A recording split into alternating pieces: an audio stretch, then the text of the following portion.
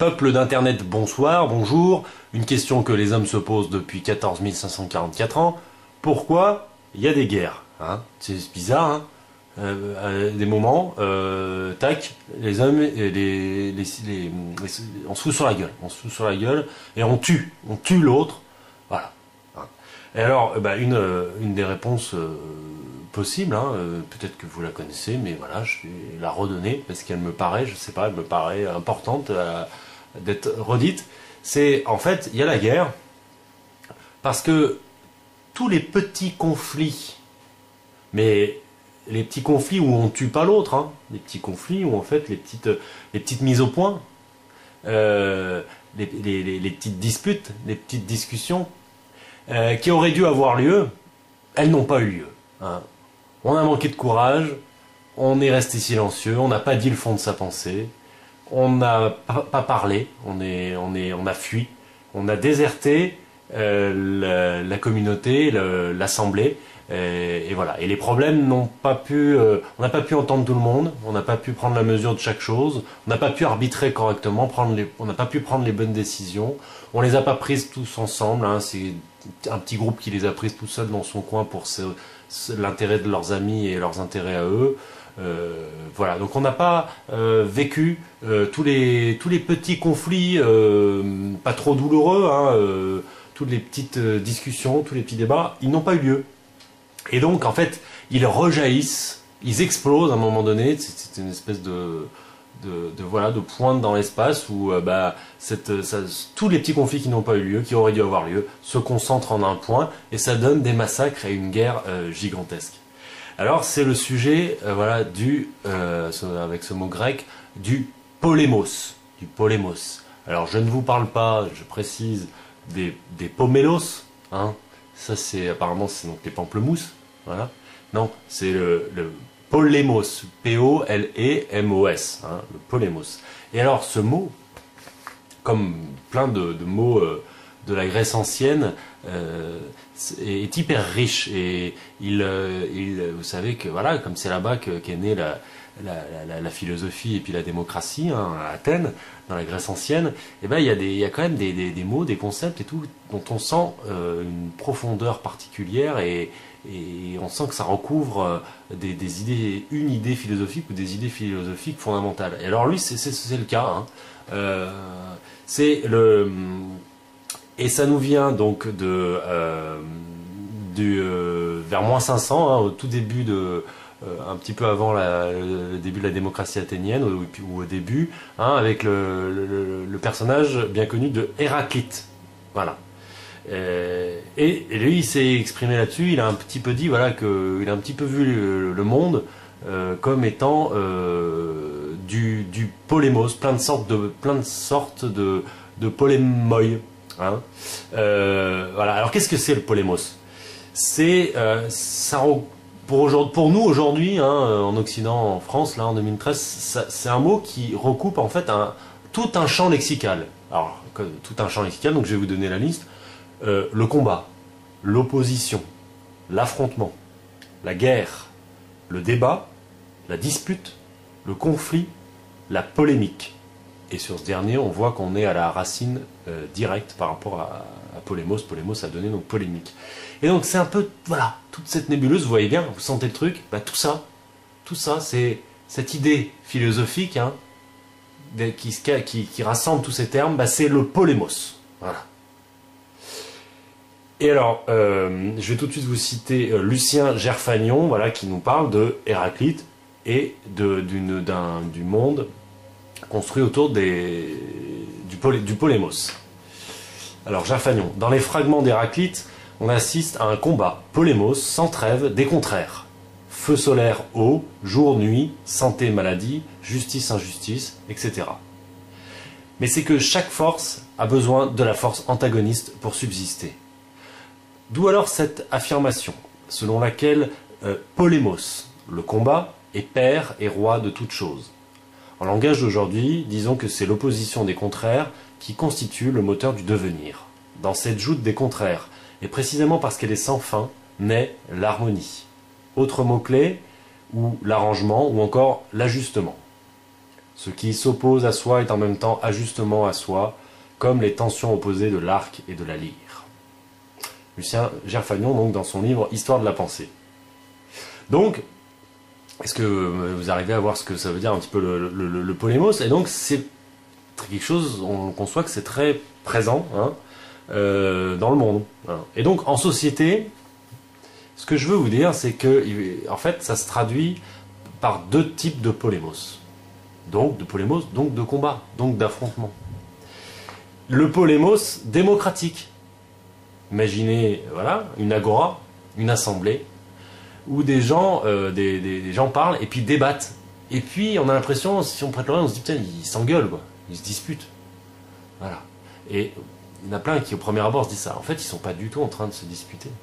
C'est esthétiquement, nous, aujourd'hui, où on a perdu le comportement de la démocratie, les comportements de la démocratie, on croit souvent que, voilà, des gens qui jouent, qui débattent, et un petit peu avec virulence, ils sont dans la haine, ils sont dans la dispute. Non, non, pas du tout. Ils sont en train de se mettre d'accord. C'est le polémos démocratique. C'est nécessaire. Et ils font ça, justement, parce qu'ils savent que s'ils font pas ça, s'ils vivent pas, s'ils mettent pas en scène ces conflits-là, ces petits conflits de cette façon-là, eh ben, s'ils le font pas, derrière, il y a un autre polémos qui les attend. C'est ce que j'appelle le polémos armé. C'est le polémos sanglant. C'est celui où on va tuer son opposant, en fait. Et on tue ses opposants. Voilà. Donc on discute, c'est justement, voilà, en même temps c'est un peu une la palissade, ce que je vous dis aussi, c'est on discute, voilà, c'est bien pour éviter la suite. Donc si on discute pas, le polémos armé nous pend au nez. Donc je reprécise bien, il y a le polémos démocratique en société, et il y a le deuxième, le polémos armé, la recherche de destruction physique de ses opposants. Mais ce qu'il faut bien voir, donc, ce que j'étais en train de dire, c'est que le polémos sanglant, le polémos armé, il résulte directement de l'absence ou de la trop grande faiblesse du premier. D'accord? Donc, ce que je vous disais dans l'introduction, c'est le polémos sanglant, la guerre, hein, c'est bien cette espèce de somme, cette concentration paroxystique en un point, de tous les petits conflits démocratiques qui auraient dû avoir lieu et qui malheureusement n'ont pas eu lieu. Et pourquoi? Par manque de courage, par des régimes politiques qui ne permettent pas la démocratie, par des régimes donc oligarchiques, et donc par le manque d'un nombre suffisant d'authentiques citoyens libres, émancipés, qui sont tous décidés à vivre ensemble, donc à se mettre d'accord, voilà, et dans une recherche de l'intérêt général, et dans le but, j'en parlerai après, de vivre dans la philia, l'amitié au sens large. Donc c'est pour ça que polémos démocratique et philia, ça s'oppose pas du tout. Alors, je voudrais, ce que je trouve vraiment déplorable de nos jours, c'est que en fait les gens comme en fait polémos démocratique, donc polémos, donc combat, donc affrontement, donc c'est dur, voilà. Mais l'idée c'est que justement on vit ça pour ne pas vivre le pire, voilà. Mais en fait les gens ils ont pas ça en tête et ils fuient et ils se mobilisent pas pour vivre justement le polémos démocratique. Non, ils font le contraire, ils le fuient, ils le condamnent. En tant que, justement, en tant que haine, que dispute, que conflit, voilà. Et donc, c'est pour ça qu'on arrive à une situation où les démocrates, ceux qui voudraient vivre ces conflits nécessaires, eh ben, moi j'avais cette idée, jusqu'à la veille de la guerre, hein, pas l'avant-veille, non, jusqu'au dernier moment, jusqu'à la veille du polémos sanglant, de la guerre, de la vraie guerre, eh ben, on va dire là, à ces démocrates, dont enfin, moi j'ai l'impression de faire un peu partie, à ces gens qui cherchent les opinions réelles, à la place de la politesse de façade, à ces démocrates qui voudraient que tout le monde dise le fond de sa pensée, et ben on va dire à ces gens-là que non, parce qu'on a peur du polémos démocratique, donc non, calme-toi, non, t'es violent, tu t'y prends mal, t'es agressif, t'es radical, t'exagères, tu devrais pas dire les choses de manière aussi franche, aussi directe, aussi frontale, hein. Voilà, non, calme-toi, tu es dans la haine, dans le conflit, hein. Voilà. Oui, d'accord, tu parles, tu n'as pas d'armes, mais c'est de la haine, hein, voilà. Donc on dit à ces gens-là, puis jusqu'à la veille de la guerre. Puis après, bon, bah voilà, donc c'est la guerre, voilà. Donc ça, c'est de la bêtise, en fait. C'est de la bêtise parce que, je vous le redis, c'est bien le polémos démocratique, c'est bien notre seule possibilité, notre moyen, notre rempart contre le polémos armé qui vient derrière. Donc, le sujet ensuite du courage. Parce que si donc il faut... l'idée, c'est qu'il faut donc choisir quel polémos on veut. Hein, et se dire, mais moi, philosophiquement, c'est de la philosophie. Quel polémos je veux? Je veux le combat armé sanglant ou je veux le combat démocratique? Parce que vous pouvez m'amener de la contradiction et réagir, notamment peut-être en me disant, mais il y a quoi comme autre polémos et est-ce qu'on peut vivre sans polémos? Parce que s'il y a principalement que ces deux-là, et donc il y a un choix à faire, mais peut-être que je me trompe hein, sur cette idée de choix à faire, mais moi il me semble qu'il y a un choix à faire. Et c'est regrettable que les gens ne fassent pas le choix du polémos démocratique et qu'ils ne s'organisent pas pour y aller. Donc, je disais le sujet du courage. Parce que deux types de polémos amènent deux types de courage très opposés, différentes et opposés. Alors, il y a le courage, voilà. Donc, pour le polémos sanglant, il y a le courage du soldat en armes. Et du côté de la démocratie, il y a le courage du démocrate orateur qui va accepter les affrontements verbaux et pour se mettre d'accord. Donc ces deux types de courage s'opposent, et donc il y a un choix à faire, ce que je vous disais, entre le courage de faire une démocratie et le courage d'aller faire la guerre. Voilà. Et d'ailleurs, donc là, petite digression, est-ce qu'on, pour se rendre compte de tout ça, est-ce qu'on ne dit pas justement souvent que les mots sont des armes, que les mots blessent, que les phrases blesse, que les livres et que le savoir, que tout ça, c'est une arme, hein, voilà. Mais si on le dit, c'est pas négatif en fait. C'est qu'on a conscience que ça nous permet de mener le polémos, voilà. Mais que c'est beaucoup plus que ça correspond à la vertu par rapport au vice de la guerre avec des armes et avec le sang, quoi. Voilà. Donc, ce que je vous disais tout à l'heure par rapport à la filia, j'en ai parlé par ailleurs, puis il y a un autre papier là-dessus sur la filia, donc l'amitié au sens large, hein, le but d'une cité démocratique. Et donc, la filia et le polémos démocratique ne s'opposent pas, ça marche ensemble. Voilà, tout le monde en démocratie a un comportement de la démocratie, cherche à parler, etc., dans l'intérêt général, à mener les conflits nécessaires pour aller vers l'harmonie et vers la filia. Voilà. Alors, ce que je voudrais essayer de vous faire passer aussi, c'est que je voudrais que vous visualisiez bien l'effet de balancier, en fait, le mouvement qui va de l'un à l'autre entre le soldat en armes et le démocrate orateur, hein, qui sont donc, vous avez compris, les deux personnages là. Et que en fait, ils passent de l'un à l'autre avec un phénomène inverse au niveau de la désertion, au niveau du fait d'être un déserteur. Alors, souvent, c'est le déserteur, ça vous fait penser à quoi? Qui c'est qu'on qualifie de déserteur? C'est évidemment celui qui est appelé aux armes pour le polémos armé et qui dit non, je me tire, j'y vais pas, je suis un déserteur. On sait que c'est ça ce qu'on appelle un déserteur. Et en fait, c'est un faux déserteur. Pour moi, le vrai déserteur, c'est celui qui, bien en amont, a déserté les assemblées. Voilà. Et qui n'a pas vécu le polémos démocratique. Donc, c'est pour ça que moi j'ai envie de dire que le futur soldat, il déserte les assemblées. C'est vraiment un déserteur.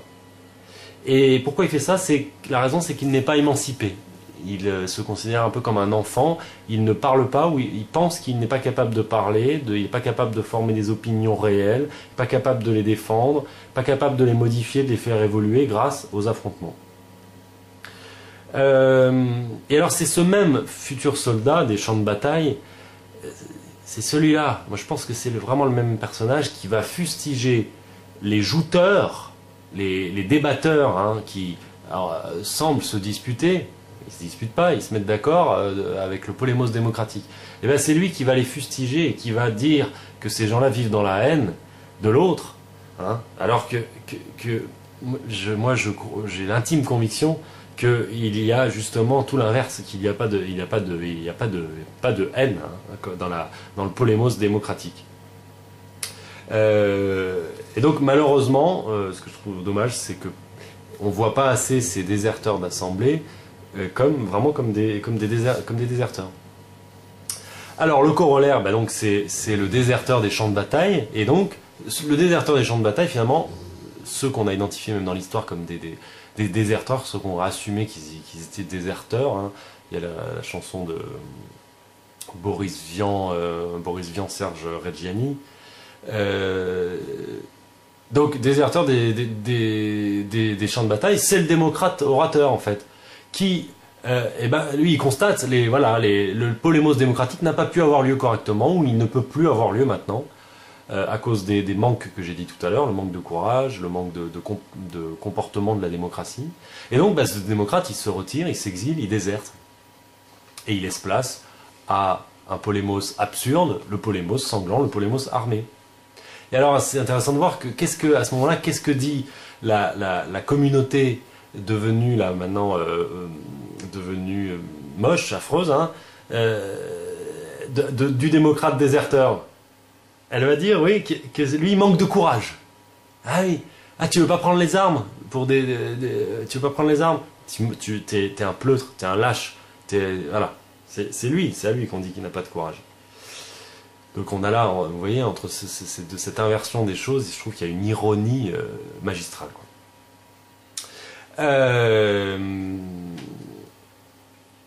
Alors, donc voilà, mais alors tous ceux,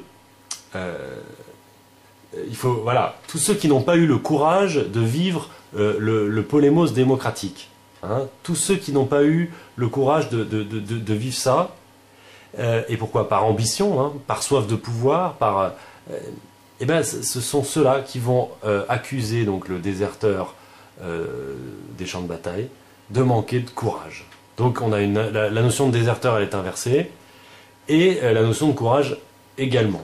Hein, j'espère que je suis clair. 17 minutes 21, bon, on se fait une... ça va, je vais essayer d'accélérer. Alors, je pense donc que derrière, vous savez, donc imaginez une assemblée, où il y a des gens qui débattent, etc. Moi, je me dis, derrière chaque démocrate là qui y va et tout, puis des fois même il déborde, là, voilà, on a un truc bien, mais où est-ce que, quand on est en démocratie, en vraie démocratie, on peut distinguer déjà les futurs soldats. C'est les polis. C'est les polis, c'est ceux dont on sent qu'ils sont pétris d'ambition. C'est ceux qui ne disent pas le fond de leur pensée. C'est ceux qui pensent à leur intérêt personnel. Et c'est ceux, on voit tous ceux qui tentent qui ont plein de techniques, plein de stratégies pour mettre fin au débat. Alors ça, c'est hyper courant, hein. On voit les gens ils suent sang et eau, putain, ils veulent absolument, ils ne supportent pas les débats, ils veulent absolument trouver comment y mettre fin. Voilà. Ben derrière ce type de personne se cache donc un soldat, quelqu'un en fait qui possède un faux courage. Un courage, le courage du soldat donc. C'est le courage qui n'est pas avant, pas pendant le polémos démocratique donc. Voilà, c'est un faux cul, hein, il dit pas le fond de sa pensée, il va pas à l'affrontement, il veut mettre fin au débat, etc. Mais c'est un courage qui n'est que dans le cadre du déclenchement d'une guerre, d'un polémos armé. Là, tout d'un coup, le mec, il se déclare un superbe courage. Et donc, au niveau psychologique, c'est ce type de personne, on a quelqu'un, finalement, on peut dire, je pense, qui désire inconsciemment le polémos armé. Finalement, il se sent mieux, il se sent mieux là-dedans, quoi. Et pourquoi il se sent mieux là-dedans?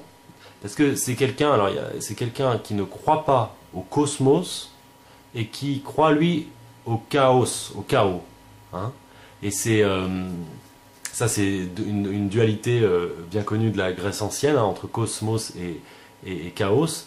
Et voilà. Et le démocrate, lui, il sait qu'il y a le chaos partout, mais il croit qu'on peut arriver à une certaine harmonie, à un certain cosmos en fait. Donc il y travaille, voilà. Et donc on peut dire que l'autre, le soldat non, il croit pas qu'on peut arriver à cet ordre des choses. Et donc lui, il se dit il y a que le chaos, donc même dans la réalité, là, maintenant, c'est le chaos.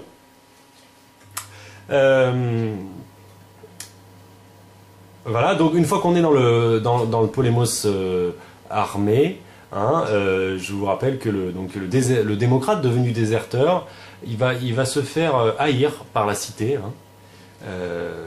Voilà, alors lui il va se faire haïr. Par contre, ce qu'il faut noter, qui est inversé et qui est dégueulasse, c'est que le soldat de retour du champ de bataille, lui, il va sûrement être décoré, honoré, récompensé. Hein. Et des décorations, ça possède une valeur pédagogique. Ça veut dire, on dit ça, c'est bien, ce que tu as fait, c'est bien, et donc ça a une valeur de modèle, une valeur pédagogique. Mais qui est là, regardez, dans un sens totalement inversé, c'est qu'on n'a pas valorisé l'authentique courage, qui était le courage bien avant le polémos armé. Et là, celui-là, on l'a peu valorisé, mais on valorise le courage du soldat. Et donc, ça nous met en bonne position pour redémarrer un cycle. Donc aujourd'hui, hein, moi, je fais cette vidéo pour dire, donc nous manquons cruellement de polémos démocratique. Hein. Et tout le monde s'organise, et là, dans la période actuelle, hein, on sent quand même que les choses toujours un petit peu plus chaud, hein. Et on sent donc que le polémos démocratique, chaque jour qui passe, on en aurait davantage plus besoin, hein, c'est-à-dire de vivre les conflits nécessaires, de se dire les choses, de faire parler tout le monde, de dire ce qui ne va pas, etc. Ben non, en parallèle, chaque jour, on se débrouille pour que les débats n'aient pas lieu. Et donc c'est pour ça que le vrai polémos armé sanglant, là pour le coup, il nous pend au nez. Hein. Il y a énormément de gens qui parlent de Troisième Guerre mondiale. Ils argumentent et ça se tient assez bien. Alors c'est pourquoi il y a une catégorie de personnes, hein, que je voudrais un petit peu fustiger là. Hein. Ils sont très nombreux et de plus en plus nombreux. Hein. À mesure qu'on aurait besoin là, vraiment de vivre du polémos démocratique, ce nombre de personnes augmente tous les jours. Et ce sont ceux qui font vraiment profession de condamner donc ce polémos démocratique. Et alors cette catégorie de personnes est difficile à identifier, mais ça correspond un petit peu à bon nombre de toute la sphère New Age, mais pas tous, hein, dedans il y en a des biens, hein, mais il y a beaucoup de gens dans cette sphère-là, des New Age là, dans ces sectes, des fois des associations, voilà, où on trouve dedans en fait des fous de l'unité. Gaïa, hein, la logique Gaïa, hein, la terre-mère, hein, on est tous frères, bisous, voilà. Donc on trouve certains militants de la communication non violente. Hein. Donc je redis, hein, bien sûr que dans la communication non violente, il y a des préceptes qui sont intéressants, mais il y a franchement des militants là-dessus qui déconnent complètement, quoi, qui prennent le truc pas dans le bon sens. Et je pense que l'expression même communication non violente, en fait, elle nous fait du tort. Parce qu'elle voyage comme ça, hein, les gens ne savent pas ce que ça recoupe, et puis voilà, alors la moindre personne qui va justement un peu dans le polémos, mais pour vivre les débats, on va lui dire non, t'es communication non violente, non, là ce que tu dis c'est négatif, vas-y, reformule-le de manière positive, t'as dit merde, non, on dit pas merde, la merde c'est mal, voilà. Voilà, alors ceux qui sont en train de méditer. Alors méditer c'est très bien, mais je le fais. Oui, c'est très bien, mais les méditants, ceux qui méditent, ils sont absents des assemblées aussi. Ce sont ceux qui ne vont pas aller, ils méditent. Alors bien sûr, il y en a qui méditent puis qui vont à l'assemblée, mais c'est une minorité. La plupart de ceux qui sont dans ce trip-là, ils méditent, ils vont dans la forêt, hein, voilà, et ils vont pas vivre les polémos démocratiques. Donc voilà, et donc c'est des gens qui sont dans une harmonie que je trouve factice, l'harmonie, on la crée, quoi, on la fabrique justement en se mettant d'accord, en allant les uns vers les autres. Ce truc de tu médites dans la forêt, c'est une harmonie qui est alors tu médites dans la forêt pendant qu'il y a la fournaise et en bas et que rien ne va plus en bas. Ton harmonie elle est là, elle est pas là-bas. Non, faut chercher une harmonie justement. En fait, je suis encore plus j'ai une vision encore plus globale qu'eux. Enfin, faut chercher cette harmonie complète. Et donc parce qu'il faut pas fuir le polémos démocratique qui est inhérent à la vie en société. Voilà. Alors oui, donc cette sphère là, cette nébuleuse de New Age. Il y a un truc moi qui m'a, quand je suis tombé dessus, je suis tombé de ma chaise, ça m'a choqué pour longtemps, que j'ai trouvé, mais je pense que c'est dans beaucoup de groupes comme ça, chez le groupe chambérien en plus de local là, de l'université du Nou. Et un jour en allant sur leur site, ah non mais parce qu'on me l'avait dit aussi, les gens me l'avaient dit, puis un jour je vais sur leur site et je tombe sur un truc, en plus c'est un dogme, hein. Franchement c'est écrit en gros, c'est leur truc, ils te le balancent en permanence, hein. Alors ça tient en peu de mots, c'est marrant, c'est avec ou sans, mais jamais contre. Avec ou sans, mais jamais contre. Mais c'est une des pires phrases du monde, quoi. Et ils te disent ne t'oppose jamais. Avec, il faut que tu sois avec, ou tu te barres, mais ne t'oppose pas. Ça veut dire que quelque part, ils te disent, parce que si tu dis à quelqu'un, non, je ne suis pas du tout d'accord, non, voilà. C'est ces mecs qui vont te dire, avec ou sans, mais jamais contre. Donc ce sont vraiment, pour moi, hein, quand on pond un truc pareil, qu'on en fait en plus un dogme, c'est qu'on est vraiment contre le polémos démocratique. On est contre le polémos démocratique, et donc, selon ce que je vous déroule là, c'est qu'on est pour le polémos armé, c'est qu'on ne veut pas vivre les conflits nécessaires, et on veut voilà, que ça bascule dans le truc d'après. Ah oui, donc quelques petits... J'ai bientôt fini, ouais, ça fait une grande vidéo. Donc, quelques petites idées sur le fait que ce qu'on vit là en ce moment, que les guerres, parce qu'il y a plein de guerres hein, dans le monde aujourd'hui, et qui sont dues aux régimes politiques dominants, hein, occidentaux, de ces fausses démocraties, l'Europe, les États-Unis, tout ça. Et donc on est dans le polémos armé quelque part. Et ça voudrait dire qu'à un moment donné, il y a eu la chute du polémos démocratique. Donc, voilà, c'est une petite réflexion là-dessus. Donc ça veut dire que ça nous ramène jusqu'à Socrate. Parce qu'en fait, les régimes actuels, ils sont issus de Platon. Ils sont issus donc après la Grèce classique, la démocratie athénienne, voilà, il y a eu, donc on est arrivé sur vraiment les idées de Platon qui ont pris de la place. Donc ça correspond vraiment à une contre-révolution, donc dite platonicienne. Et donc les régimes d'aujourd'hui viennent, hein, les oligarques d'aujourd'hui, l'espèce d'élite d'aujourd'hui, elle est irriguée par Platon. Mais Platon lui-même, et pourquoi il est arrivé, c'est bien connu, pourquoi il est arrivé aux conclusions auxquelles il est arrivé, notamment à définir la démocratie comme une monstruosité et à avoir la haine de la démocratie, hein, de la démocratie athénienne, de la vraie démocratie. Et bien, c'est bien connu, c'est à cause de tous les ressentiments qu'il a eus, à cause du fait que la démocratie athénienne, elle a tué Socrate. Hein. Et Socrate, est-ce qu'on ne peut pas le considérer? Est-ce que apparemment ce fut un des plus grands polémistes. C'est-à-dire qu'il était tellement grand polémiste, il était tellement dans le polémos, qu'il est allé trop loin, même pour les Athéniens. Et les Athéniens n'ont pas supporté à quel point il allait loin dans le polémos démocratique. Et donc, ils l'ont zigouillé. Et donc, vous voyez, c'est toujours sur cette logique, donc polémos démocratique, polémos armé, c'est que notre polémos armé global dans lequel on vit aujourd'hui, il peut venir de cette chute, en fait, du polémos démocratique au moment où on a tué Socrate. C'est-à-dire que la plus grande, la plus authentique des démocraties qui a existé, à un moment donné, elle a quand même trouvé ses propres limites. Et elle en a tué Socrate. Ok, alors j'ai bientôt fini, ça fait une très longue vidéo. Alors, une dernière idée là-dessus, c'est, vous savez, on dit que la déesse Athéna, c'est la protectrice de la cité d'Athènes, donc de la cité démocratique. Et Athéna, ce qu'on dit en premier, c'est que c'est la déesse de la guerre. Alors pas que, c'est aussi la déesse de la sagesse, la déesse des artisans, je crois, et c'est celle qui protège les héros. Voilà, tout un tas. Et donc, tout un tas de trucs. Et donc, je réfléchissais, je me dis, mais c'est marrant de dire que c'est la déesse de la guerre, parce que la guerre, c'est négatif. Hein. Personne dit j'aime la guerre c'est cool et tout. Et c'était quand même donc la déesse de la guerre. Mais guerre, bah, une traduction, c'est polémos. Donc c'était la déesse du polémos. Mais alors pas forcément du polémos armé. Peut-être aussi. Mais donc, est-ce qu'on ne peut pas dire que la déesse Athéna était la déesse du polémos démocratique?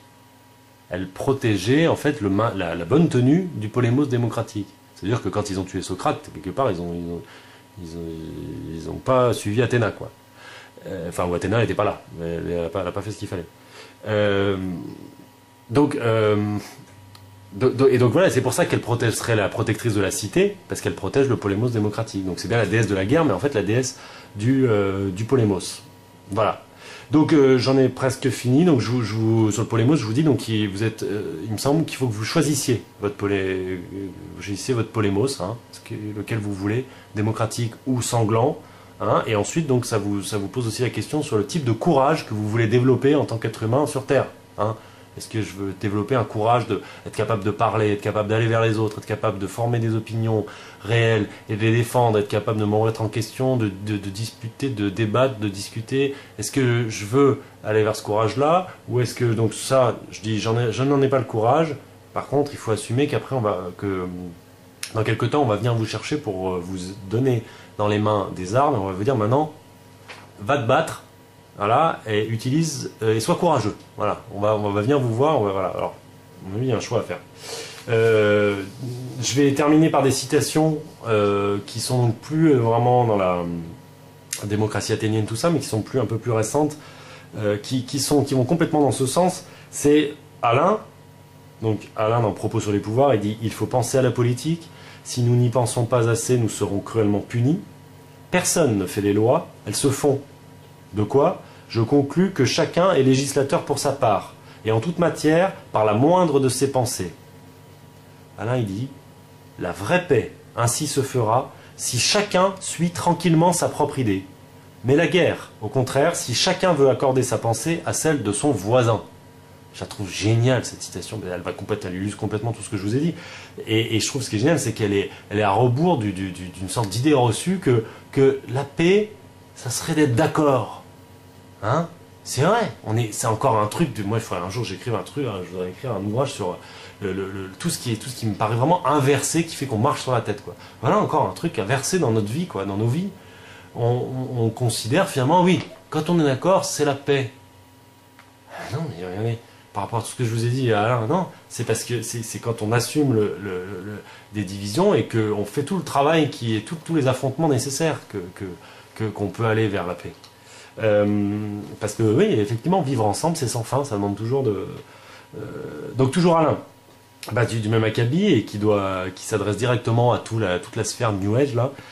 Laissez ce qui divise, choisir ce qui rassemble, ce n'est point penser. Ou plutôt, c'est penser à s'unir et à rester unis, c'est ne rien penser d'autre. Tous ces êtres collectifs qui perdent l'esprit pour chercher l'union. Alors enfin, ça ressemble un peu, hein, c'est Paul Ricoeur. Est démocratique une société qui se reconnaît divisée, c'est-à-dire traversée par des contradictions d'intérêts, et qui se fixe comme modalité d'associer à part égale chaque citoyen dans l'expression de ses contradictions, l'analyse de ses contradictions, et la mise en délibération de ces contradictions, en vue d'arriver à un arbitrage. Deux dernières choses, ça fera une très longue vidéo, je suis désolé, j'espère qu'il y a quelques personnes qui l'auront regardé. Deux idées. Donc oui, c'est qu'il y a aussi, pour résumer vraiment tout ce truc en une seule petite phrase, c'est la phrase de Thucydide. Il faut choisir, se reposer ou être libre. Ça veut dire qu'on a forcément, on peut pas, le truc de je me repose, je laisse les élus là-bas, je m'en occupe pas, je m'occupe pas de la politique, non, j'ai pas envie de lire, j'ai pas envie de, non, voilà, on va avoir du mal après à être libre. Donc vive les polémos démocratiques. Le polémos démocratique, ça permet d'être libre. Voilà. Et en dernier, vite fait, le terme de... Tout ça nous dit quand même que le terme de polémique ne devrait pas être péjoratif. Aujourd'hui, on dit « Ah non, arrêtez de polémiquer !» Ah non, polémiquer, ça veut dire débattre, ça veut dire se discuter, ça veut dire Voilà, ça veut dire vive le polémos démocratique. C'est bon? Bon, voilà, je sais pas, dites-moi si ça vous parle. Gros bisous, salut.